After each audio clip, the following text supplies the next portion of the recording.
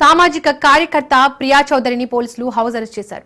ఇవాళ పెద్దమ్మ గుడిలో కుంకుమార్చనకు హిందూ సంఘాల పిలుపునిచ్చాయి. ఈ నేపథ్యంలో కుంకుమార్చనకు వస్తారనే సమాచారంతో ప్రియా చౌదరిని అదుపులోకి తీసుకున్నారు.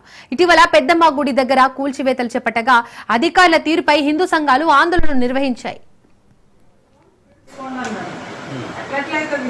అయిపోయిన తర్వాత వెళ్ళిపోతామనంటే ఏం మాట్లాడుతుంది, ఎందుకు సార్ అమ్మవారి గురించి మాట్లాడతాం, ఏం మాట్లాడుతున్నారా రేపు పొద్దున కల్లా చూపిస్తాను నేను ఎవరినో